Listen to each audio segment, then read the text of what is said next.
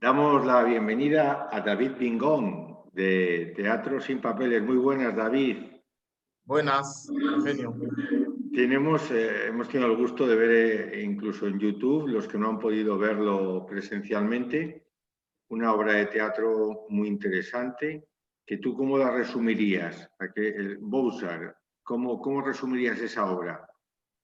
Bueno, Bosa, como se suele decir, el grito que derrumba los muros es también un grito de esperanza, el que siempre gritamos cuando conseguimos cruzar esta frontera. Entonces, resumiría esta obra como un, un ensayo, un esfuerzo personal para demostrar nuestra vivencia en Europa, nuestra vivencia desde nuestros países, el camino y cómo lo llevamos aquí en Europa. Realmente es un poco trasladar esto a un escenario para que la gente que lo vea y para nosotros también procurar que sea como una terapia personal para reírnos de lo que nos ocurre a día a día.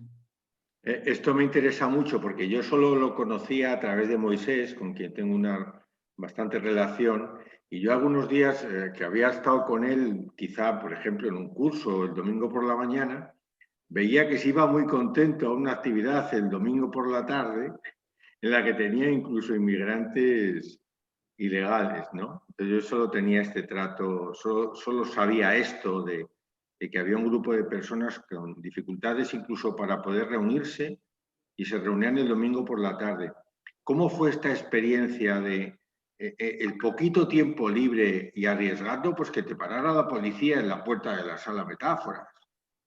Porque te podían pedir los papeles en aquel momento, ¿no? ¿Cómo fue la reunión de un grupo de personas para constituir este teatro? Y nos dices un poco también de hasta qué punto era terapéutico, nos dices, ¿no? Moisés ya él ejercía de profesor de teatro desde hacía mucho tiempo y siempre se ha implicado en los teatros sociales.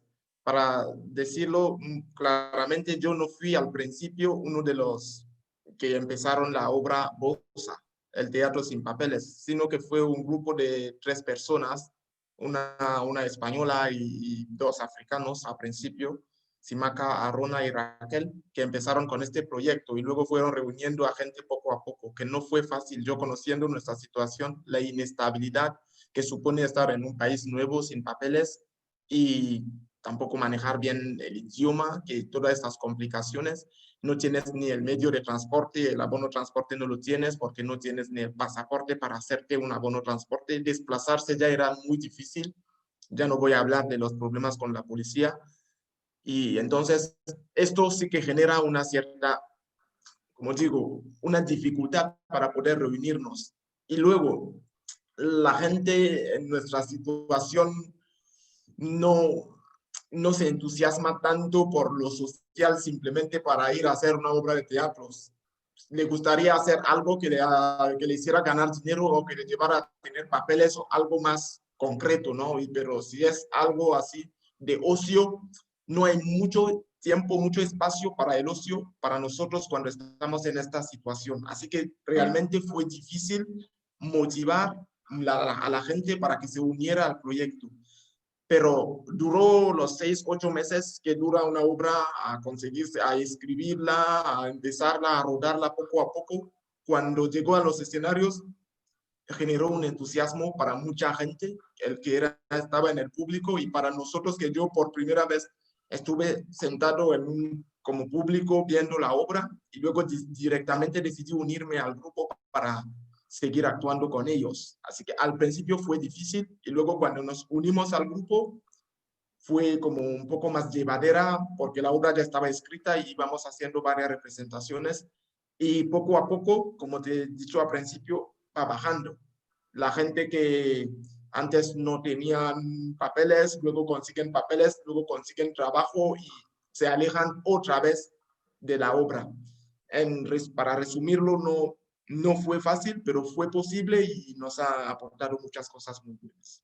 A mí mismo que he ido a charlas y he conocido personas como en tu situación, el otro día me sorprendió que cada pequeña cosa es un gran problema, ¿no? Por ejemplo, me sorprendió el hecho de que a un compañero tuyo, la primera vez que le tomaron el nombre, se lo copiaron mal. El policía que fuera copió mal su nombre y eso se convirtió ya en una serie de dificultades porque estaba mal, el nombre no correspondía con el primer nombre que se cogió, ¿no? Entonces, ¿cómo explicarías tú, ¿no?, esa vivencia de que cada pequeñísima cosa se convierte en una montaña difícil de salvar, ¿no? Bueno, es que como nosotros no tenemos un referente, lo nuestro empieza con esto. Empezamos cuando empiezan tomándonos el nombre. Si se equivocan en tu nombre, como fue el caso de la persona que conociste, o si se equivocan de tu nacionalidad, como fue mi caso, luego te genera problemas. Pero nosotros no sabemos si es algo normal, porque al final para nosotros acaba siendo algo normal, porque nunca hemos probado otra cosa. Es nuestra primera experiencia en el suelo europeo y empieza así, y al final normalizamos que todo es difícil.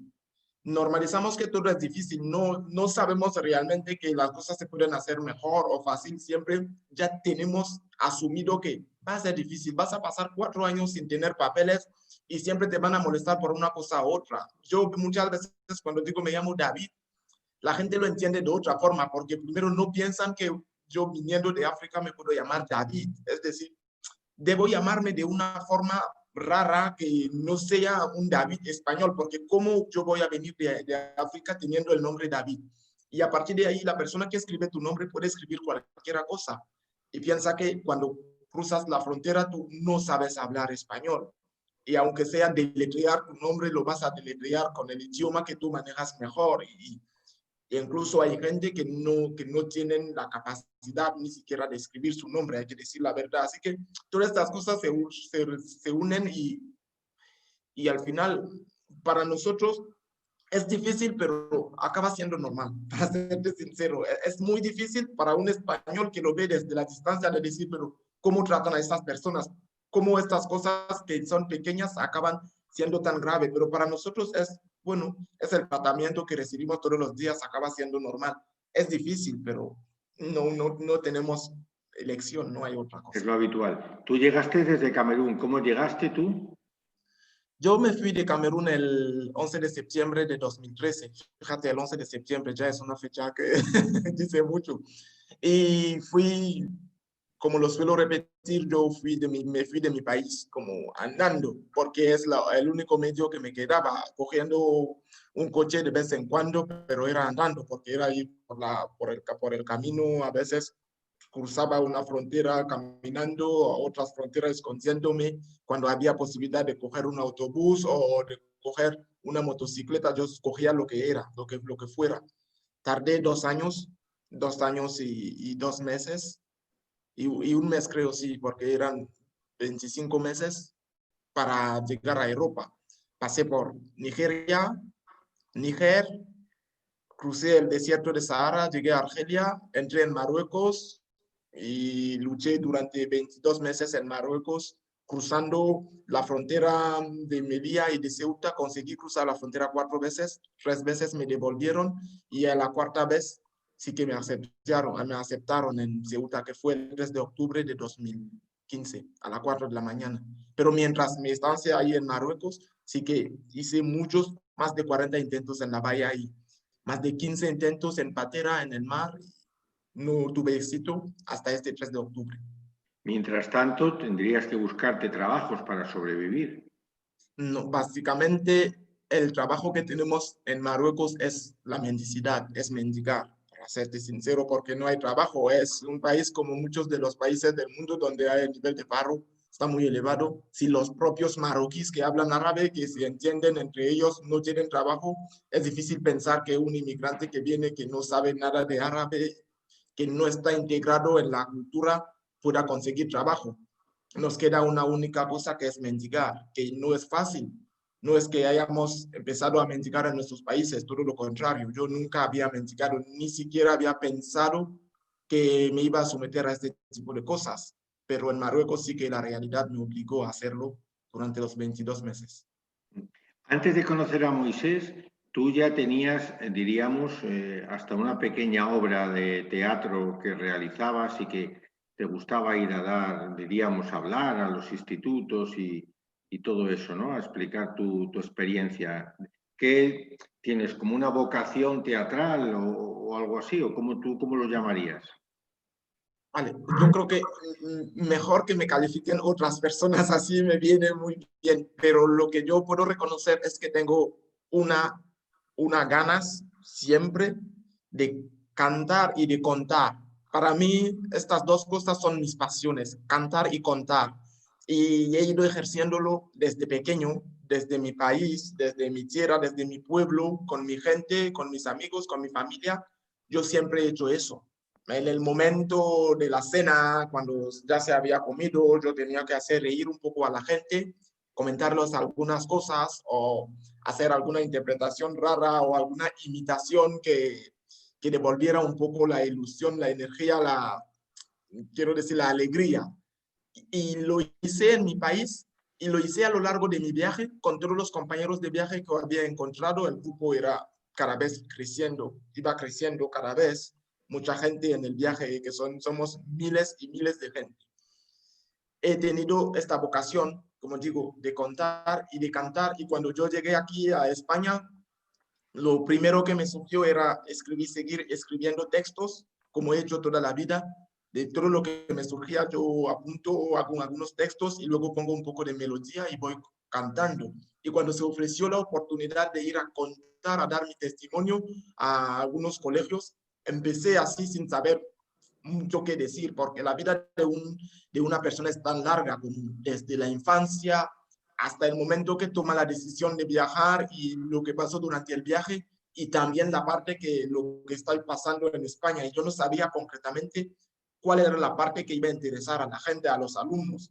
Así que empecé contándolo todo y poco a poco con la intervención de los alumnos fui viendo cuáles eran los puntos que más interesaban a mi público y así fui organizándolo todo, reuniendo las preguntas que me hacían y fui canalizando mi historia hasta que llegué al punto de escribir una obra que la intitulé Un sueño con trampas.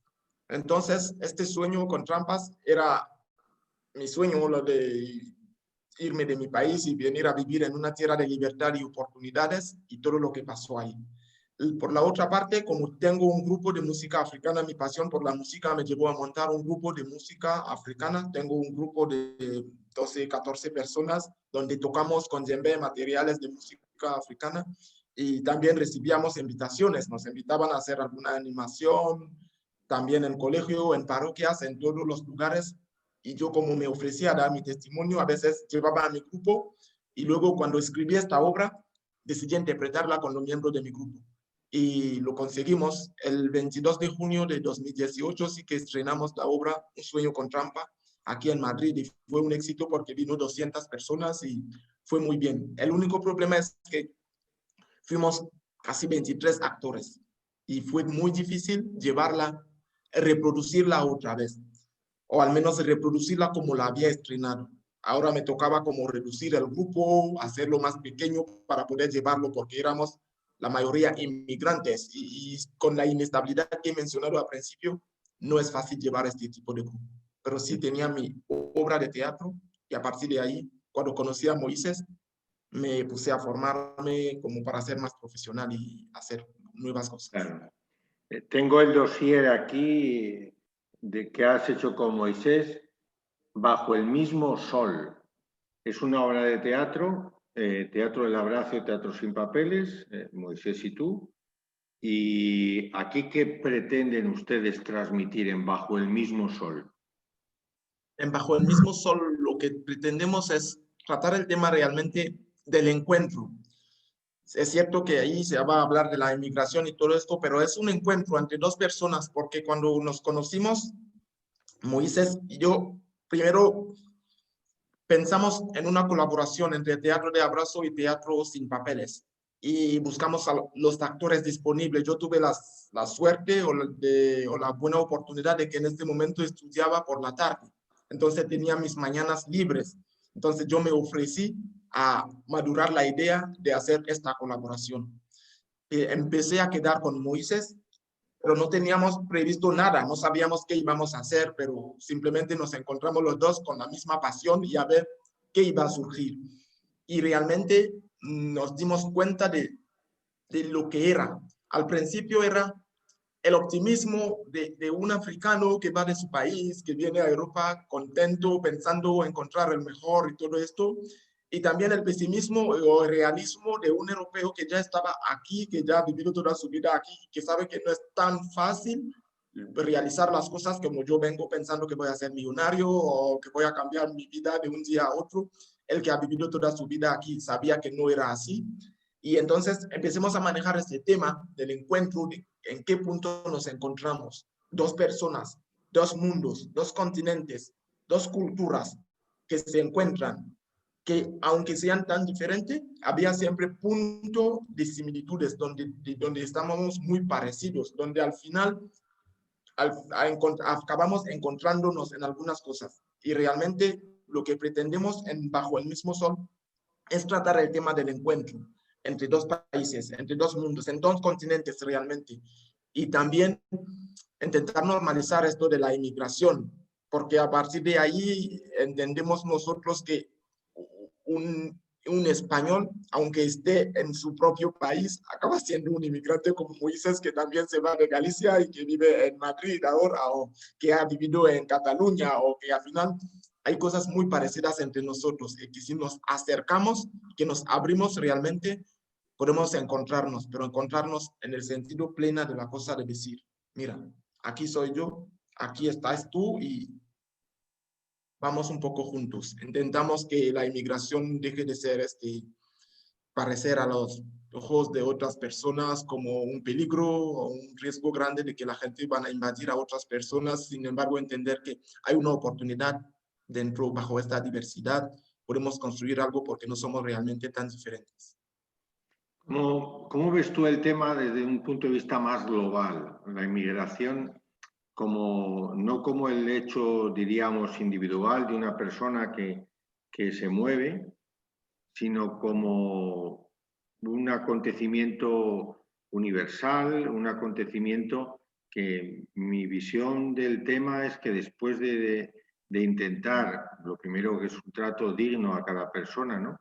Pero si al final no es esto más que un robo de personas del norte al sur, robando su mejor gente. Vale, tú me preguntas en el sentido global. Primero, yo sé que somos personas en un mundo donde hay muchos otros seres. Y si empezamos con los animales que seguramente están aquí en este planeta antes que nosotros, hay mucha inmigración a nivel de animales. Los peces también se mueven. El ser humano siempre va aunque no, él tiende, igual que cualquier otro animal, a ir donde cree que hay cosas mejores. Y eso es casi difícil impedirlo. Es casi difícil o imposible, yo diría incluso imposible hacer entender a una persona de que está condenado a vivir lo peor, que no puede tender a lo mejor, que no puede ni siquiera pretender buscar algo mejor. Y para nosotros que estamos en el sur, en África, nos han metido en la cabeza que lo mejor está en el norte. Y ahora es muy contradictorio para nosotros ver que lo mejor que nos pretenden decir que están en el norte, lo mejor de todo, la gente que han escrito los derechos humanos, que nos hablan de todas estas cosas, cuando nosotros intentemos acceder a este mejor, al final nos bloquean. Todos los derechos humanos que nos cantan por la tele o que ponen en los carteles, al final cuando nosotros pretendemos venir aquí, ya no se aplican a nosotros, sino que nos tratan como si no deberíamos venir, deberíamos quedar en nuestros países. Sin embargo, en nuestros países hemos visto a muchos europeos, hemos visto a mucha gente del norte llegar a nuestros países de forma legal y les hemos recibido muy bien. Y nos sorprende tanto que, bueno, hay dentro de nosotros también un sentimiento de injusticia, de decir, bueno, esto no puede pasar así. También lo de cruzar la valla o de coger una patera y entrar en el mar es también una forma de reivindicar, de decir, mira, si vais a entorpecer las leyes para ir en contra de nosotros, nosotros usaremos el único medio que tenemos que bueno, es como una cierta revolución, es decir, nosotros también vamos a ser un poco tercos, vamos a hacernos los tontos, vamos a hacernos los locos y vamos a ir a por lo nuestro. Porque No sé, podría decir más cosas sobre eso, pero prefiero dejar que tú me lleves. No, yo creo que una cosa es entender ese deseo de cada persona y otra cosa es darnos cuenta de que o se arregla el problema norte-sur o esto no tiene solución, porque si se arregla, si cumplen su sueño 10.000 personas de Camerún o, por ejemplo, un hecho que es conocido, ¿no? Hay más médicos etíopes en Chicago que en Etiopía. Entonces Etiopía se queda sin médicos. Pero es que a los españoles nos pasa con los enfermeros. Les pagan mejor en Inglaterra y después de formarse aquí se van a Inglaterra. Entonces yo veo que el trato a cada persona es sagrado. Eso para mí es incuestionable, ¿no? Que no se puede maltratar a nadie, ni obligar a mendigar, ni nada. O sea, que todo ser humano tiene un lugar en el mundo y un lugar en el que protagonizar su vida y trabajar y poder ser cantor y contar y todo, ¿no? Pero veo que permanece el drama de unos países que no terminan de salir adelante, ¿no? O salen adelante a base de muchísima explotación, muchísimo sufrimiento y muchísima muerte. Entonces, yo no creo que haya otra salida que el dejar de robar personas. Y yo, sobre todo en este debate, yo creo que falta como, es como si la gente falta decir la verdad. Es que la gente es como si esconden sus intenciones, porque te voy a coger un ejemplo, algo que yo no entiendo básicamente, que todos los días suelen hablar de las mafias. Bueno, hay mafias que hacen, que prometen cosas, que les quitan el dinero para enviarles a Europa, prometiéndoles que van a tener una vida mejor. Sin embargo, no es así. Hay que ir a por las mafias. Pero yo que he vivido en este mundo, yo diría, si hay, fijemos un poco un precio, ¿cuál es el precio que un inmigrante paga a la mafia para llegar a España? El precio varía entre, a lo mejor, podemos decir entre los 2.000 y los 7.000 euros, pero de verdad, entre 2.000 y 7.000 euros, que la media sería unos 3.000 euros. Si fuera un viaje organizando de forma normal de Marruecos a España, este viaje, yo no conozco los precios, no tengo ni idea, pero este viaje no costaría más de 200 euros. Yo digo, si pagas un billete normal.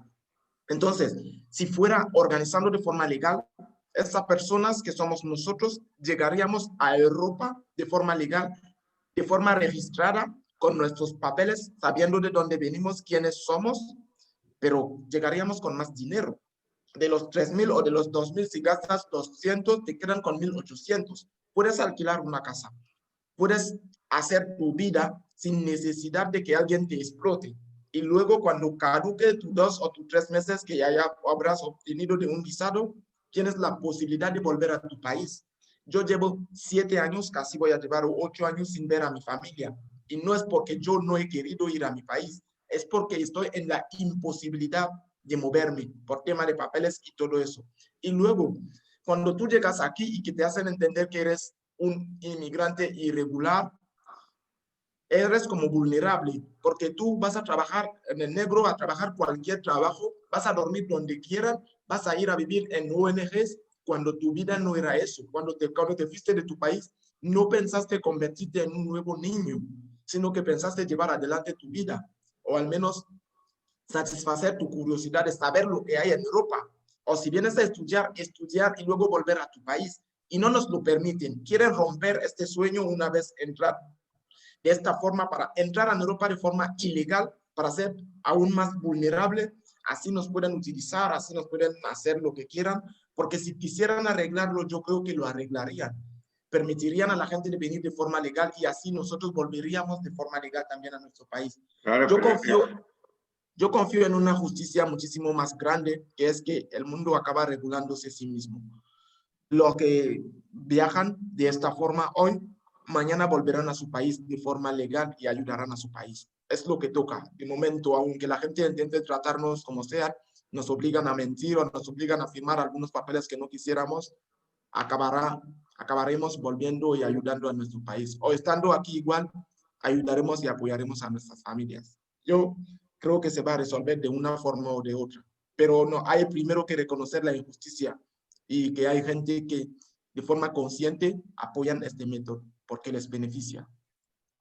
Claro, yo creo que, o sea, la ilegalidad es imprescindible para que no se note que la inmigración es imprescindible, pero no para todos los españoles, sino para el capitalismo, para que el sistema sobreviva como está, para que los salarios de la gente que menos cobra en España sigan siendo bajos. Es imprescindible para este sistema económico así montado, es imprescindible la inmigración, porque si no, pues se caminaría hacia un mundo de justicia en el que los más ricos no pudieran sustraer sus capacidades a los más pobres. El salario de los que limpian por Madrid habría subido muchísimo si no hubieran metido a gente que parece que demanda venir, cuando realmente, a mi juicio, la inmigración, la única palabra que la explica bien es que es un robo, es un robo de personas, un robo de personas, y todo lo otro es una escenificación, como es una escenificación en la industria del siglo XIX. Es necesario escenificar cuando los trabajadores iban a una fábrica, eran imprescindibles para la fábrica, y sin embargo había que escenificar que pedían empleo. Había que significar que el empresario hacía un favor al que le acogía, ¿no?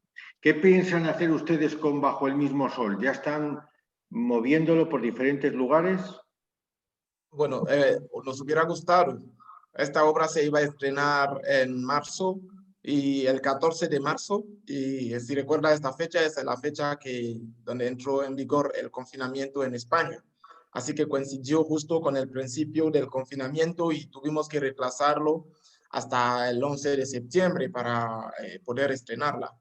Pero bueno, el proyecto con la obra es moverla un poco porque tiene un objetivo que es remover conciencias, generar un debate, y esto es nuestro objetivo, moverla para llegar a más gente, a muchísima más gente. De momento seguimos haciéndola en Madrid porque no se puede salir con el tema de pandemia y todo eso, pero hay un poco de esperanza. Esperemos que la cosa mejoren de aquí a poco tiempo y que podamos movernos por toda España para llegar a más gente, enseñar la obra y recibir también un feedback del público, que es lo que realmente nos interesa, generar un debate en la sociedad, hablar de estas cosas, hablar de la inmigración, porque hay mucha gente, como tú decías, al final parece que los inmigrantes se enfrentan a los españoles cuando no es así. Hay una cierta élite que mueve las cosas y que mueven los hilos, y nosotros, la gente de abajo, que somos los inmigrantes, y los otros españoles que se sienten como también oprimidos,